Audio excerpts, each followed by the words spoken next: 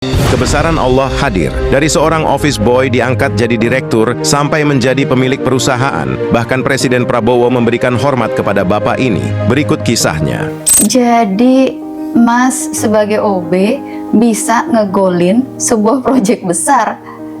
Ya, ibadah apa yang Tuhan senangi? Salatmu untukmu, kan gitu ya. Iya. Puasamu untukmu. Iya, Tapi yang bukan untuk diri kita adalah menyenangkan orang lain. iya. Caranya bagaimana sebagai OB? Dimulai dari apa? Dimulai dari OB. Misalnya? Apakah orang tidak senang kalau motornya saya cuciin? Apakah orang tidak senang apabila duduk mejanya bersih, nggak ada debu? Apakah orang tidak senang apabila ke kamar mandi wangi, bersih? Apakah orang tidak senang apabila baru duduk sudah disajikan kopi? Sampai kemudian? Kebesaran Allah hadir di situ. Allah mempertontonkan kebesarannya. Saya sebagai seorang office boy yang sore hari sedang nyiram, tiba-tiba ada tamu. Dan tamu itu tanya-tanya tentang rumah. Iya. Saya bukan marketing, Pak. Saya hanya office boy. Selepas itu, hampir maghrib, saya dikasih kartu nama. Saya diminta besok pagi jam 9 datang ke kantor saya. Saya sedang cari rumah untuk karyawan. Apakah itu bukan Tuhan mempertontonkan kebesarannya? Tidak ada yang mustahil bagi Tuhan. Dan peristiwa itu kemudian bergulir menjadi kepercayaan yang lebih besar dari Pak Wawan. Oh iya, Iya.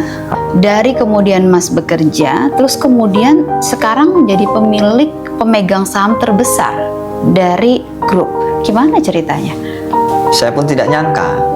2017 saya masuk, 2018 saya diberi kesempatan oleh Tuhan melalui Pak Wawan untuk menjadi direktur di salah satu perusahaan.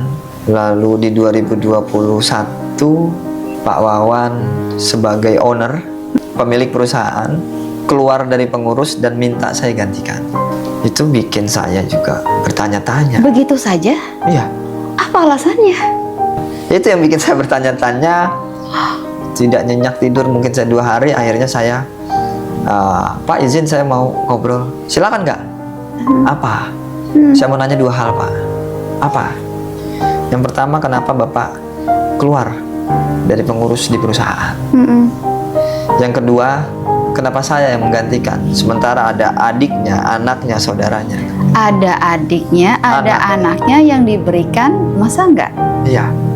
Wow. Jawaban beliau, kenapa saya keluar dari pengurus di perusahaan selaku pemilik?